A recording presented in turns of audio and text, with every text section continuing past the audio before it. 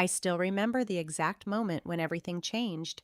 She walked in, dropped her suitcase, looked directly into my eyes, and said, "I think we should just be friends." No warning, no argument, just like that. And what I said next completely broke her. Her name was Elena. We had been together for 5 years, 5 years of building something I believed was unbreakable. We weren't perfect, but we were real, or at least that's what I believed. When she told me she was going on a girls' trip to Bali, I didn't think twice. She deserved a break. Work had been stressing her out, and I trusted her completely. I even helped her pack, joking about how I'd survive without her for a week. She laughed, kissed me, and said, "Don't miss me too much." I did, but when she returned, something felt different. She wasn't excited to see me.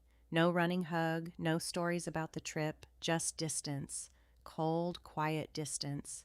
That night, she barely spoke and kept scrolling through her phone like I wasn't even there. I asked if everything was okay. She hesitated. That hesitation told me everything before she even spoke. "I think," she started, avoiding my eyes, "we've been forcing this for a while." My chest tightened. "What are you saying?" "I think we should just be friends." Just like that. 5 years reduced to one sentence, and in that moment something inside me snapped, but not in the way she expected.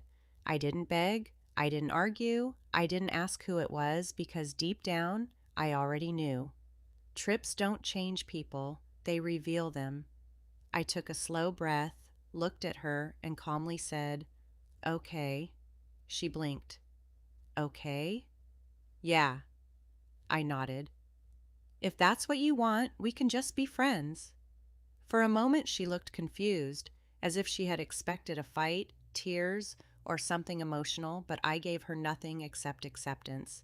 And that's when it happened. Her eyes filled with tears. "Wait, that's it?" she asked, her voice shaking. I shrugged slightly. "What else is there to say? You made your decision." "No, I thought you'd care more," she whispered. That almost made me laugh. "Care more?" I repeated. "Elena, I cared for 5 years. I cared when I trusted you enough to let you go on that trip without a second thought. I cared when I ignored the feeling that something wasn't right the moment you walked through that door." Her tears began falling. "I didn't cheat," she said quickly. I looked at her, really looked at her, and quietly replied, "You don't have to." Silence filled the room. "Sometimes," I continued, "it's not about what you did. It's about how easily you were ready to throw all of this away." She broke down then, covering her face and crying harder than I had ever seen. "I don't know what I want," she admitted. "Everything just felt different there. I felt free." "And now?" I asked. She looked up at me, desperate. "Now I feel like I just lost everything." I nodded slowly. "That's because you did." Those words hit her harder than anything else. The truth was, I still loved her. A part of me wanted to fight for us, to convince her to stay, but I realized something in that moment. Love isn't supposed to feel like you're begging someone to choose you. She had already made her choice when she returned uncertain, and I wasn't going to become someone's backup plan. Over the next few days, I quietly packed my things. No drama, no shouting, just distance. She tried to talk and tried to fix things, but it was too late. The version of me who would have fought for her was gone the moment she asked to be just friends. The night I left, she stood by the door, crying again. "Please, can we try again?" she asked. I paused, looked at her one last time, and said, "You already tried something else." Then I walked away.